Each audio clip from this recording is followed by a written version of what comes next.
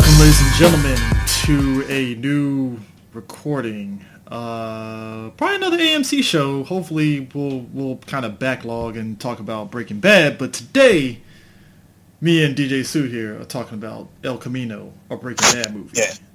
So in a way, we're Tarantinoing this this particular franchise. We're starting with the end.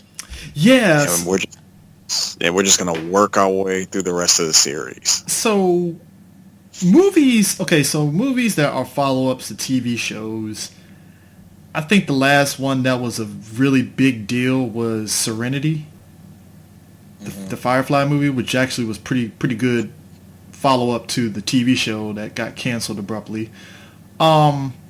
Usually doing any sort of follow-up to a beloved TV show or movie tends to net a lot of people feeling some sort of way. I know when they said they were doing a Breaking Bad movie, my first reaction was, what was your reaction? Because I don't think I remember asking you about that. Well, to tell you the truth, I looked at it like, you know what? I'm hoping that my prayers are being answered, because after seeing that awesome episode of Felina, which was the last episode of season 5 of Breaking Bad, seeing how it ended, where Jesse was pretty much free, I kept wondering, so what's going to happen with him? At first, it was kind of left open-ended, so it's just open-ended to to the audience's interpretation as to what's gonna, what would happen to him. Is he just going to be straight up set free? Will he eventually get caught by the cops? Is he just going to run off and take the kid Brock and just, take care of him? Or, that's what left a lot of people kind of side-eyeing this episode. To be fair, we did joke right around the time that season 5 ended, what's-his-face actually got tapped from Aaron Paul got tapped for the Need for Speed movie. You remember we were all cracking a joke Jesse went into the Need for Speed movie, which I gotta be real, as funny as that joke is, it's I can see that. It's a leap, but you can see it. Like he immediately went into Need for Speed, and then when you looked at how bad that movie was, you're like, ooh, yeah. Was it bad so much as it was just underwhelming? Because I didn't think it was bad. It was just yeah. Well, when I say bad, I really mean underwhelming. I mean, it's an okay watch. I'll it felt too that. long. That's if I had one grievance about that movie felt too long and stuff. But I'm pretty sure we'll talk about that movie on 3BG at some point. But yeah. But seeing how the episode, seeing how that episode ended, I just want to know, so what happened with Jesse? I mean, yeah, I get it. The whole point of Breaking Bad was really about Walt, and this episode really was, and that episode was a full-on Walt episode. But I still want to know, what's gonna happen? What happens with Jesse? And now here we are, 5+ years later, and now we finally get our answers. And all I could say to that when I found out was, "Thank you." I was like, thanks, Vince Gilligan. I'm glad you are addressing the question of what happened to Jesse. And now we just gotta wait for how Better Call Saul pans out to see what's up with Saul. So hopefully that kind of goes full circle. Because I think we were all curious about what happened to Jesse, but we're still kind of hey, what's gonna happen to Saul? I know this is all prelude to Breaking Bad, but I would like to know what's gonna happen to Saul afterwards. He can't just disappear forever. So, but anyways, yeah. So with El Camino, just before we get started, R.I.P. Robert Forster. Yep. Yeah, he was the one that helped. He pretty much helped 3 people escape: Walt, Saul, and Jesse. Throughout the series. Yeah. Robert Forster, he played Ed Gilbreth, and he was basically, his job is to just make people disappear.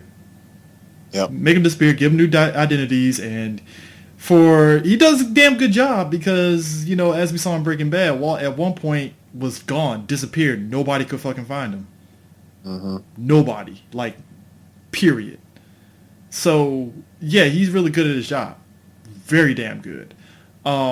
So what was great about this movie, we'll probably be going all over the place, but I do like how they kind of jump ahead a bit to when they well, not really jump ahead so much as we flash back to when Jesse and Mike were kind of like talking about what they're going to do after they get out the meth business. And I thought that was actually a pretty interesting conversation that they had, just in the fact of Mike is the type of person that, if you've watched the show, he doesn't really open up to people like that.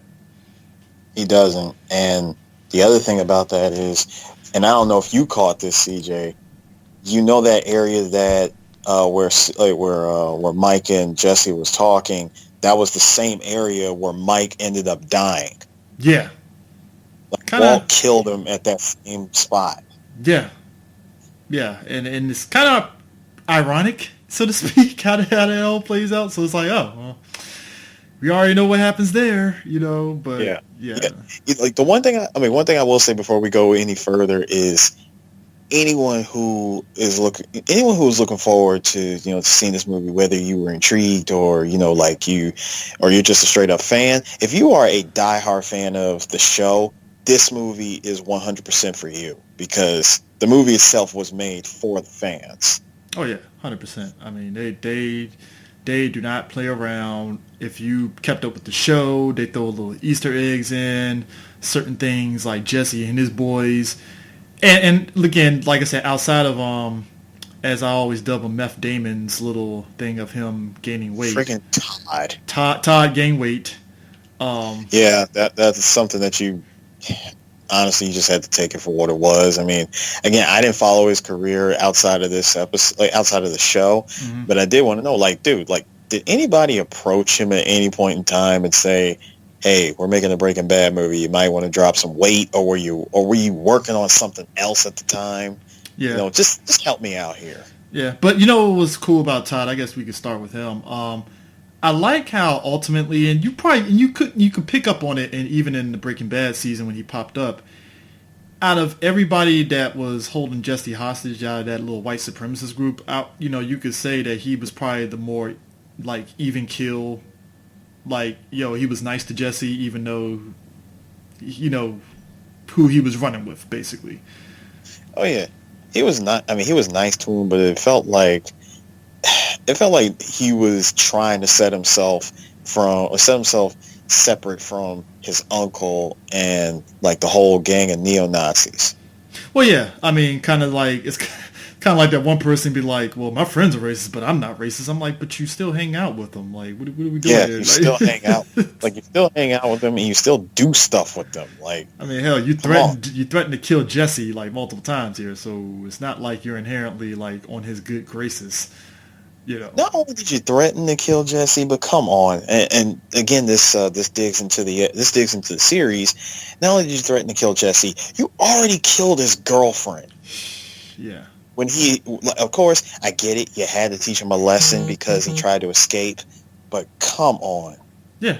I mean, you saw at one point in the flashback where he had the gun like in his hand and stuff, and dude was like, "Hey, you can put the gun down, get pizza." Yeah. I'm like, dude, I love the fact that, and I love that. I'm like, dude, did you really try to freaking juke with pizza?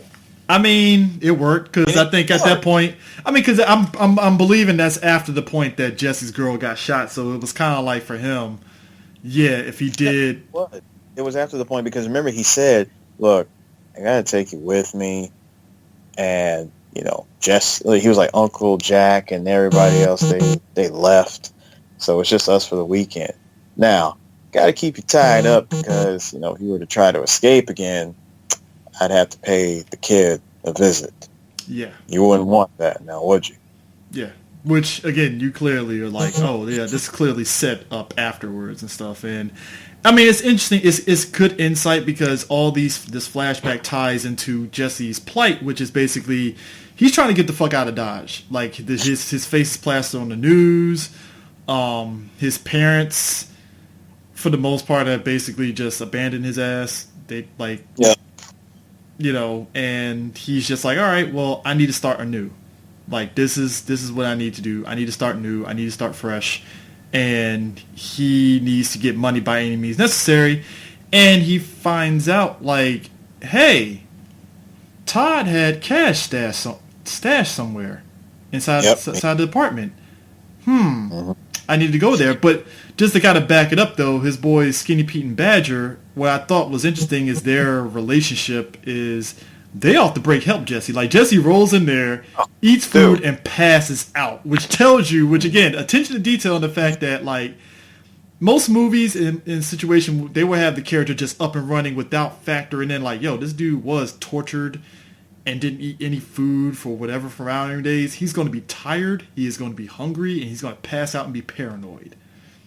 I mean, honestly, Skinny Pete and Badger, they were best friend goals like AF. Serious. I mean, think about it. Best.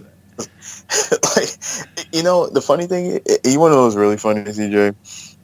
In all honesty, watching this episode, it hit me, it hit me in some sort of way because I felt like, oh God, like I was like Jesse, Skinny Pete, and Badger. I'm like, this is a weird, like, Southwest white boy version of us. Yeah. I mean, come on. How many times have all three of us went through some stuff and we're like, you know what? No questions asked. We helping each other out. Yeah, all the time. I mean, that's just what it is. And it's kind of like you said, no questions asked, to the point to where Skinny Pete's like, all right, let's hide the car. We're going to hide it behind here. All right, let's call the homeboy that runs the tow truck company that was in the show. All right, we bring him back, you know. Which was so funny that they got him back. I'm like, you know what? Even if he came back for just a few minutes in the episode, his return was perfect because he had no problem helping Jesse. He was like, hey, man, look, you provided me with a ton of business, and I got to say, I really thought that plan of yours really wasn't going to work. I'm just being totally honest. Magnets. And it worked. Those were some good times. Yeah. So, you know, this is on the house. This whole thing is on the house. I'm willing to help. All that dude had to do was walk around with that scanner and look for a low jack. And the moment that thing went off, he's like, yep, time. Like, that is my cue for me to get the fuck out of Dodge. Now, here's the thing. I did not expect there to be a low jack on that car. You would think that, especially after seeing that it was Todd who brought that car. You think there wouldn't have been a low jack, and the fact that a low jack has been activated. Yeah, that's what I'm saying. It just activated all of a sudden. I'm like, who activated the low jack? Like, who? That's what I'm curious about more than anything else. Like, who activated the low jack? Like, who did it? Because I don't know who did it. Like, that did kind of throw me off a little bit. I was like, how did it get activated? Yeah, I mean, I could only assume somebody did. That's the only thing I can figure. Either somebody set that thing off, or that vehicle was reported stolen, or that's the only mystery. That's the only mystery of it. It's like that was the mystery, because the fact that it went off like immediately, like as soon as they thought that everything was cool, it goes off. And my man said, look, I'm getting out of here, just like how you should be getting out of here. This thing has a low jack. The cops have already been they've already been notified, and they are on their way. So you take the Fiero, and you take it to the Mexican border, ditch it. And hitchhike your way back home. Yo, shout outs to Skinny Pete. That's one thing I got to give Skinny Pete. Skinny Pete is probably, like, again, one of the greatest best friends that you can have. My man thought on his feet. I swear that dude's character does not get the credit he deserves. He's MacGyver. He knew everything. He is. Man thought of like the whole plan. I'm like, yo, I was like, yo, Skinny, you picking up some Walt habits? Because you came up with some brilliant plans. But the thing that was interesting too is I like that it was a good bookend, so to speak, to those three. Just the fact of, this is the last time they're going to see each other. It makes sense for them to kind of leave on good terms. And he was like, and I like how Jesse, over the course of this whole movie / you might as well, even though it's supposed to be a movie, it does come across like a two-parter. Yeah, that's what I said. I told you, like right after I got done watching this, I was like, okay, this really could have been like episode 16 of episode. Like, just make it a 2 hour special episode. Be done with it. Now, granted, it doesn't. Now, granted, it's hard to sit there and see where the commercial breaks will kick in just because of how it's made and stuff. Mm-hmm. I'll say that much, but yeah, it is. It's over the course of this whole little episode and stuff. Like, Jesse slowly starts like going from on edge, crazy to okay, I have a focus. I know what I need to do. Cool. You know, and I just like the look that he gave Skinny Pete when Skinny Pete came up with all these plans, and he's just looking at him like, "Why are you doing this?" He's like, "Why are you doing this, man?" It's like, "Cause you helped me out, man." like he just look at it, and again, he's looking at him like, "Come on, man, you serious? Like, dude, like we're friends, like we're best friends." I mean, he's never treated him wrong or anything. That's why I'm like, how did you not pick up on that, Jesse? You never really treated Skinny Pete and them wrong, so. Right. If there's any people that were innocent throughout the whole course of Breaking Bad, as far as friendships go, it's definitely the three of them. Oh yeah, like their relationship was probably the most well contained relationship. Oh yeah, definitely. I mean, it was definitely one of those situations where you're sitting back and you're like, that's actually a pretty dope. Like you said, dope relationship and stuff. He never treated them bad or anything like that. It was just like, all right, cool. Well, that's their relationship clearly, and can't really fuck with it because that's their dynamic. Yeah. You know. So and the other crazy thing is, it's not like Jesse had an idea. I mean, it's not like he could have been like, you know what? He was like, screw them. They didn't come to help me or nothing. Because again, he was going off of like the very last time they all met. He was going off of the idea of him going to Alaska. Oh yeah. Just that conversation with him. He was originally going to run away. Yeah, and like I said, that whole idea that Mike came to plan on that. I was like, oh, that's actually a pretty little dope full circle thing there and stuff. Yeah. But the search for the money I thought was cool because he gets to that apartment and you got the annoying fucking the apartment manager. Yeah. That was annoying as fuck. Oh my. Super annoying. Hey, I got this thing over here. I'm like, God damn it, dude, shut up. Please shut up. For the love of God, shut up. Like, the whole time that he was being, like, extra annoying, I'm like, man, it is a miracle that somebody has not, like, plugged you. Like, you did not catch a Todd didn't plug him, to be honest. I mean, it wouldn't be that suspect about it. Yeah, that's true. I mean, because you gotta remember, dude came out and told the cops. We'll get to that part in a minute. Told the cops he never trusted them in the first place. Yeah, like, yeah, I know they one of the tenants, but I never trusted them. Yeah, that is true. That is 100% true on that one, man. And I like how so Jesse is gathering up everything and stuff, and he's trying to figure out, all right, what do I need to do to sit there and do that? I got this Fiero here. I need to sit there and find the man that, that helped him disappear and stuff, and him like trying to figure out. And basically during this whole process and stuff, he's seeing like the police reports on the radio and also on TV and stuff, which I thought was pretty cool attention to detail, so to speak, and stuff. Oh, dude, how'd you like seeing his reaction when he finally hears about Walt dying? Yeah, that was kind of interesting, but I would figure he would have kind of picked up on the fact that Walt died. Like, it's like, come on, dude, you knew he was gonna die. Well, then again, he didn't know to what the extent of the damage of that gunshot wound that he had when he was gonna kill him, and even though he did tell him to do it himself, again, it's Walt being Walt. Either he, I would say the way Walt works is a mystery to everybody but him.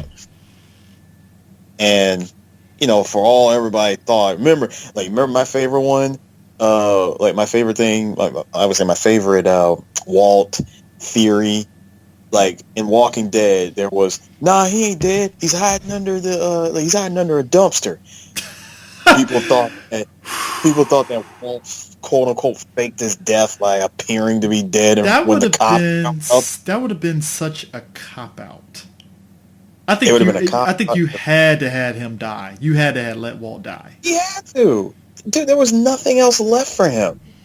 Because otherwise he'd be in a position of, oh, by the way, he's just disappearing. That's it. Right.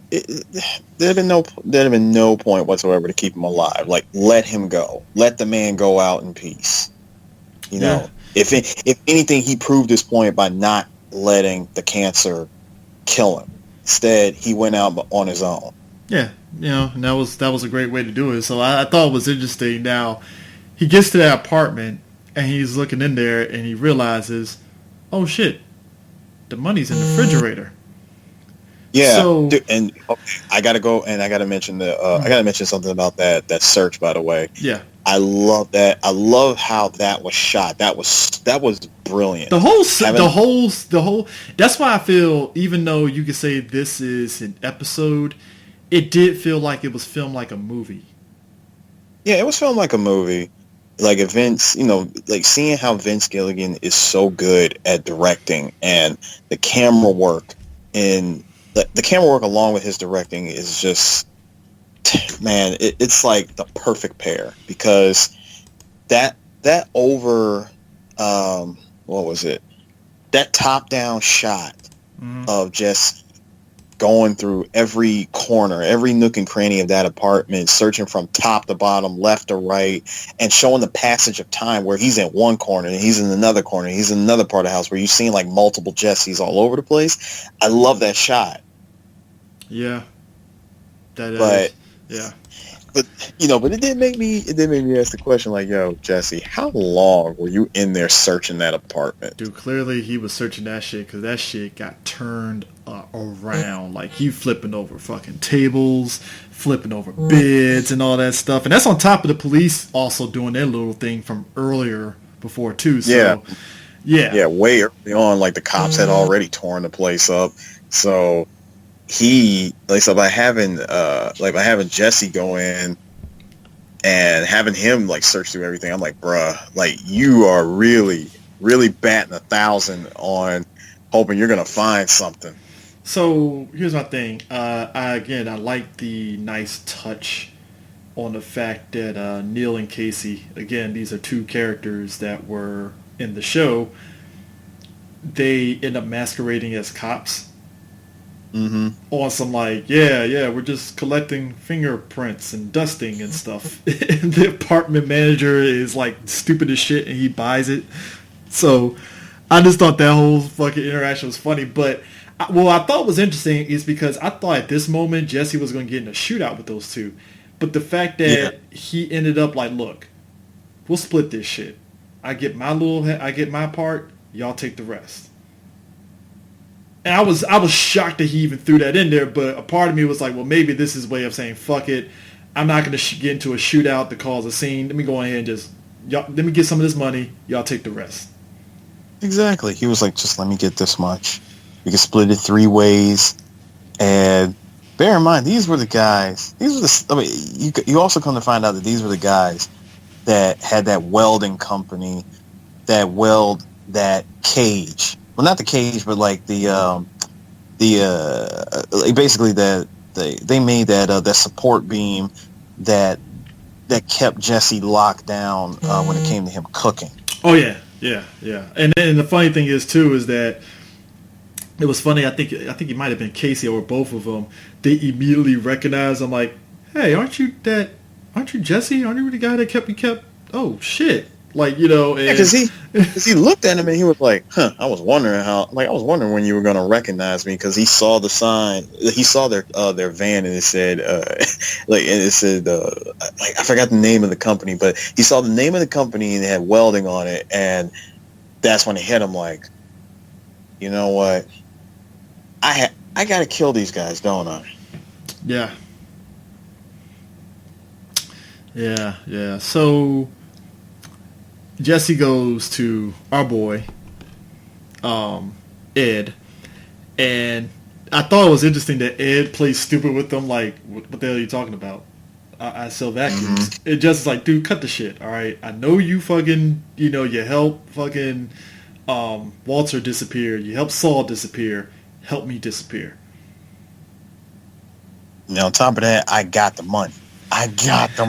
We or can so do he, it. or so he thinks, because Ed is like, oh yeah, yeah, I got a lot of money here, so I'm gonna lead you to. I need more. Dude, how was he short? He was at first. At first, he was like, "Huh, you owe me for the first delivery. You owe me for the first pickup. Fine, fair is fair. I'll give you that." And then he was lucky enough to have what he had, and then he tried to give him everything. And thank God, again, best friend goals. He pulled out the money that he got from Badger and Skinny Pete, and it was barely enough to where he was $1,800 short. Yeah, and that's when Jesse gets the bright idea. I need to get more money. Now, at first, like so here's what had me rolling a little bit, right? So he calls his parents, and I'm thinking, is he gonna get his parents to give him the money? No, there's no way he can do that. Like, what I thought he was going to sneak into his parents' house and catch him off guard and have kind of like a last talk with them, right? And be like, hey, I'll disappear. Just can you loan me some money, please? Blah blah blah. But turns out this dude literally calls his parents to kind of like catch him off guard, to get him away, to meet them someplace and get the police to go one way so he can go in there and get some guns. Yep, he was like, he was like, yeah, like, you remember that park that you took me to when I was young? We used to have our picnics there. You think you can come pick me up so I can turn myself in?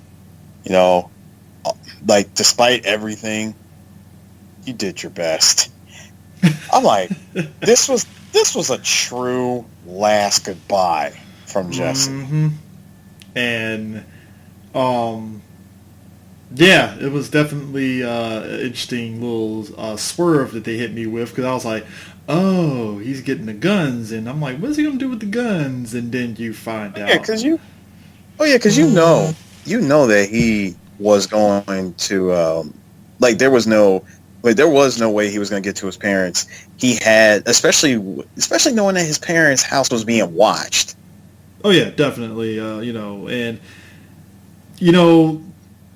Jesse, and as soon as I see him grab the guns, and I was sitting up there trying to put two and two together, then it clicked in my head, oh, he's going to try to get the money, the other half of that money back from Neil and Casey. Which, to be honest and stuff, that's way more than the money that he needs to give Ed too, which makes me figure he must have kept the other stuff from whenever he goes to Alaska and shit, basically. Yep. So him and Casey get into a gun duel,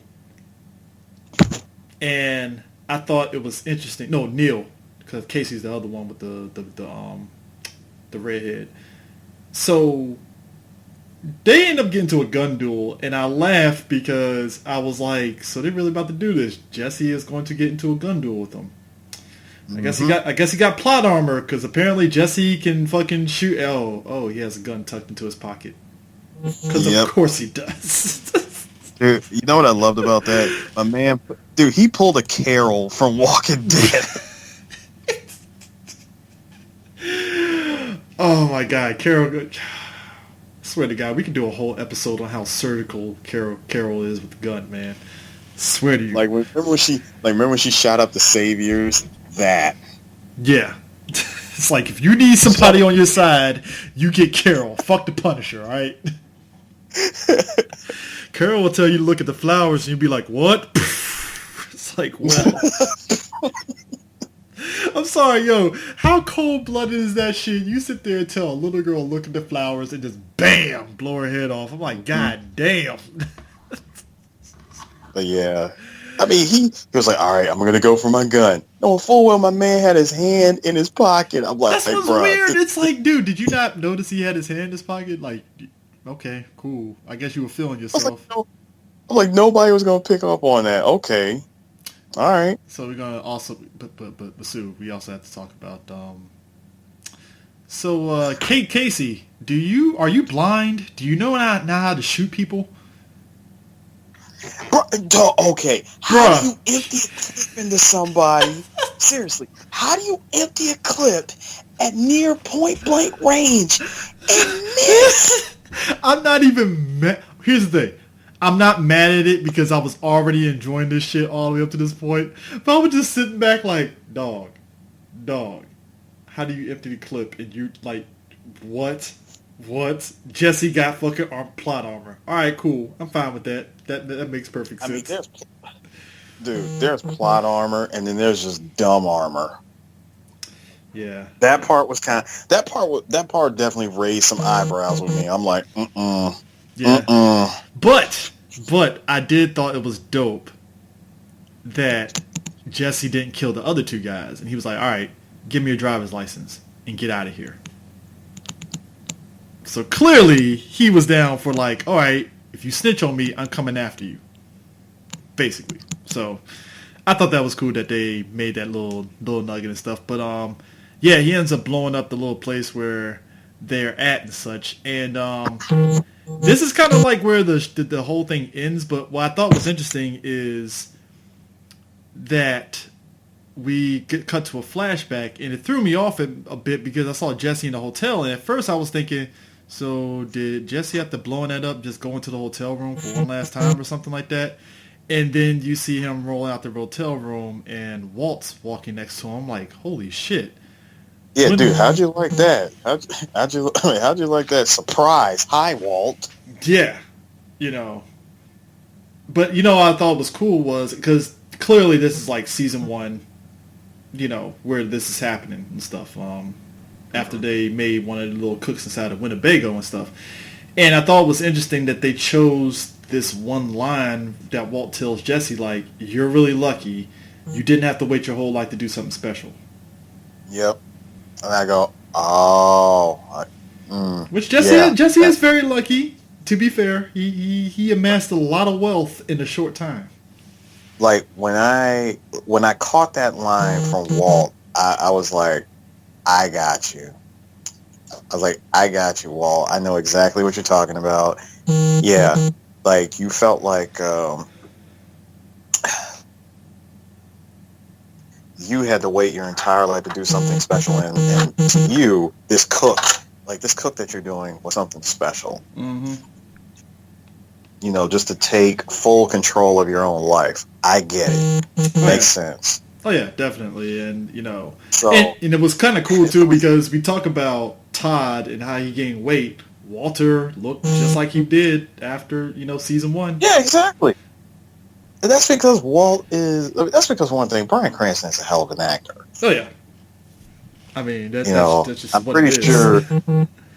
I'm pretty sure, number one, like the roles that he had been taking, so far, he's pretty much been able to stay like the exact same weight. Oh yeah. I mean, so and it was cool too that because if you really look at that scene, you would thought that was just a scene on the cutting room floor that they just cut from the first season. Exactly, because Walt still looked like how he looked from the show, like shaved his head bald, everything.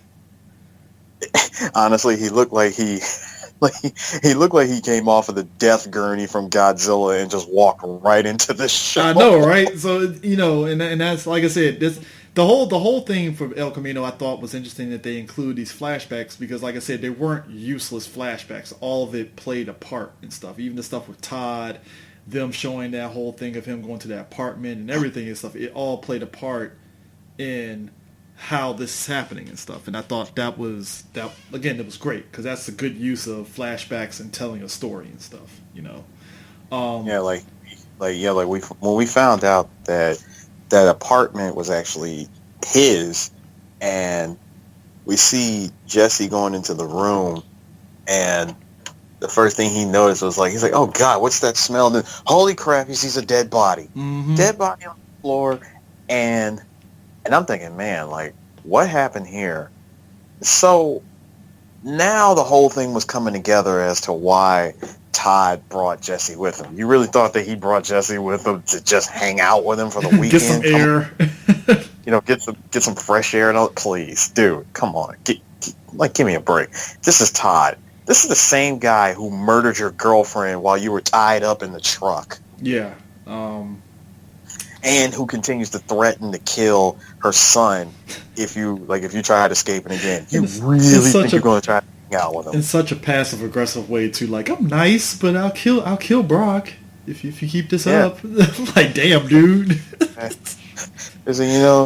really hate to tell you this, Jesse, but I'm gonna have to go after the kid if you try to escape. So yeah, just giving you that warning. Yeah. So Ed ends up smuggling him up to Alaska to this little town called Haines, and I thought it was great that he got there and stuff, got a new identity and stuff. And Jesse ends up giving Ed like a letter to kind of give to Brock when he gets back and stuff, which I thought was cool because that's like, hey, he clearly still loves the kid, and I'm pretty sure that's his way of kind of like keeping tabs on the kid to an extent. I mean, it's not even just keeping tabs. You also got to remember, he never got a chance to see him again to tell him, number one, apologize for the fact that his mother is gone, technically because of him. Yeah. Yeah. His actions of trying to escape is what got her killed in the first place. Mm-hmm. Definitely. So with that, I'm pretty sure, and what we saw from like the little, from the different camera angles, there was a lot that he wrote in that letter. Mm-hmm. Yeah, and I like how they finally end this whole thing off with Jesse's conversation that he had with Jane.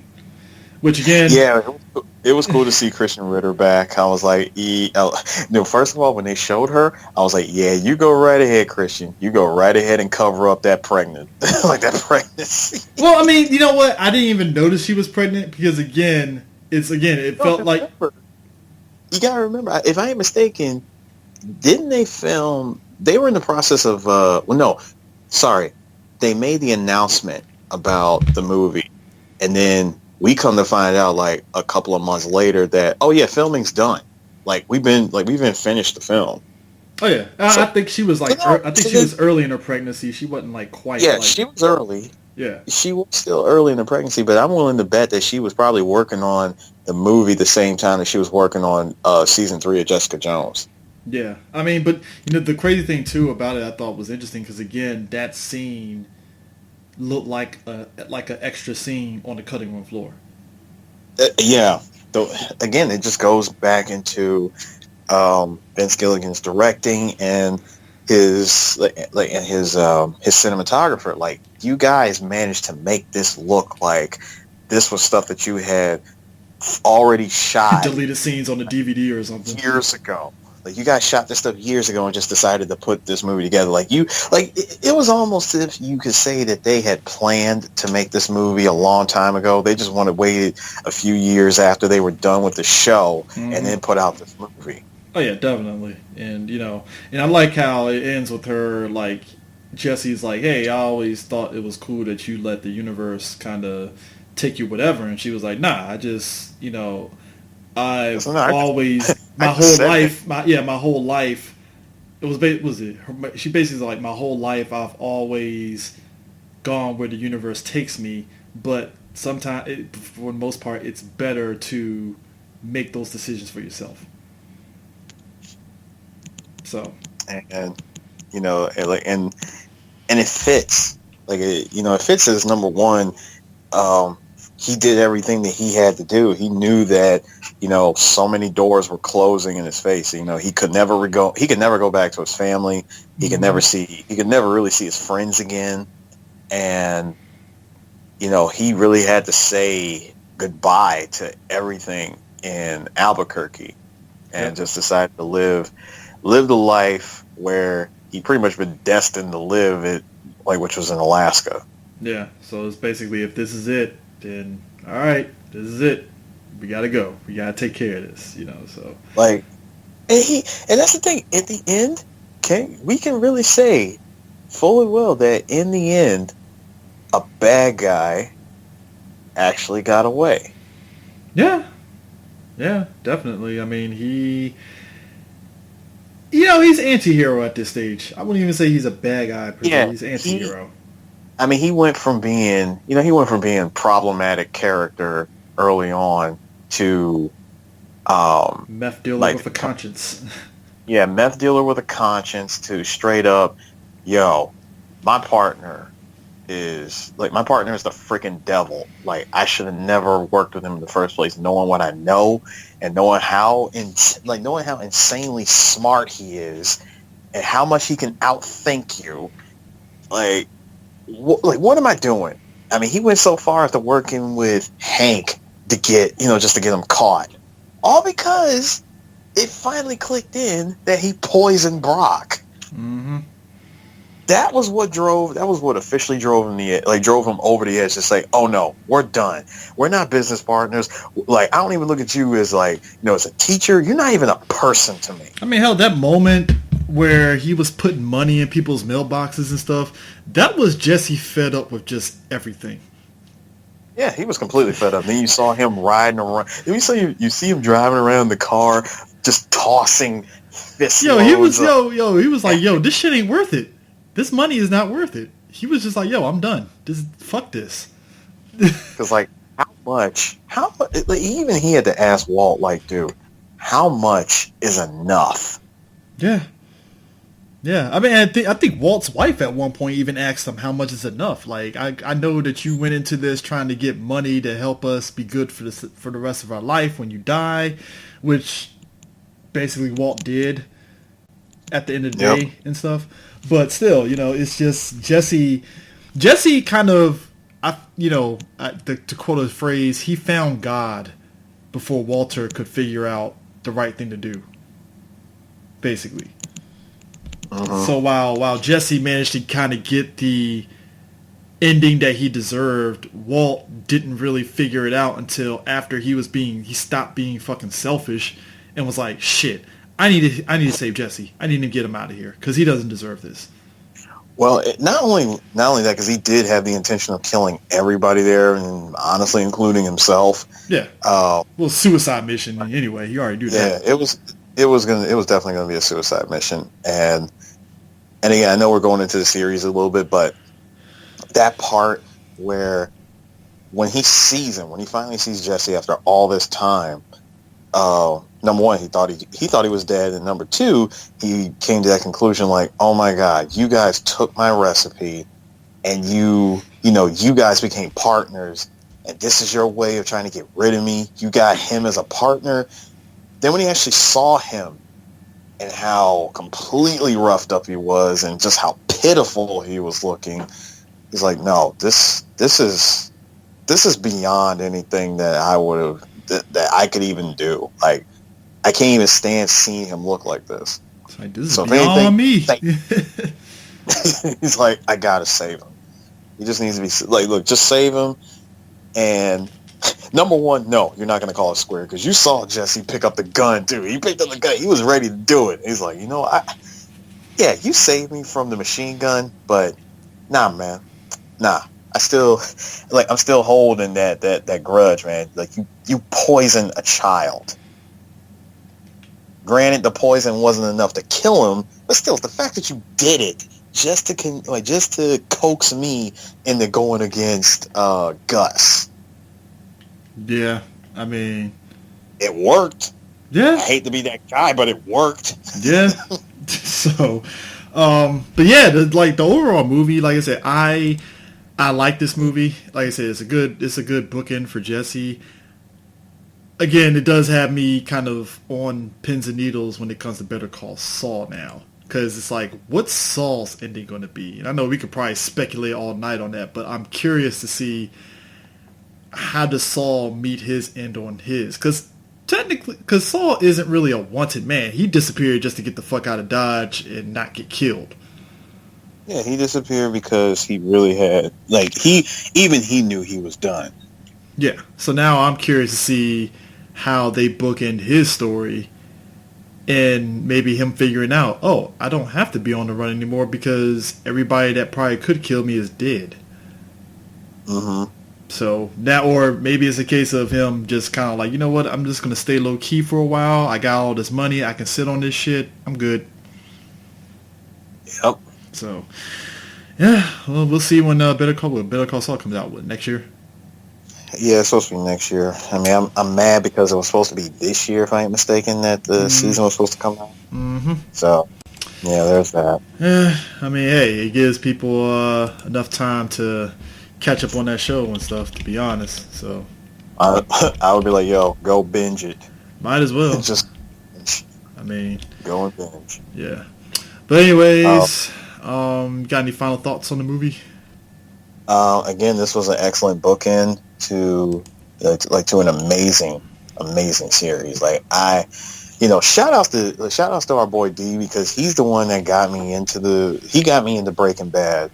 Just like, tried as I might, I tried to get him into Walking Dead, but the show as it stands is really good. It is a genuinely good show. I love Breaking Bad. Yeah.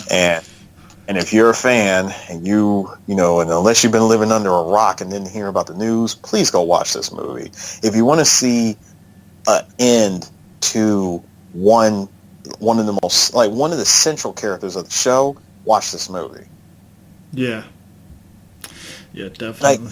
One of the things I want to point out, as far as, if anybody thought that this movie was going to be like balls to the wall, like action stuff going crazy, no, it wasn't like it didn't even turn out like that at all. Like, I was happy to see like the big explosion, but that was really about it. Yeah. Yeah, definitely. So, but anyways, I hope you guys enjoyed this, and hopefully we can actually, like you said, Tarantino it, and we just hit up Breaking Bad season by season and talk about all the stuff and happenings and such, and also Better Call Saul, because I think me and you have been watching Better Call Saul a lot and stuff. Anyways, so. Yeah, I've been watching that show, insanely heavy ever since the first season. Yeah. So, but anyways, folks, we will catch you guys on the flip side. Peace out. Done.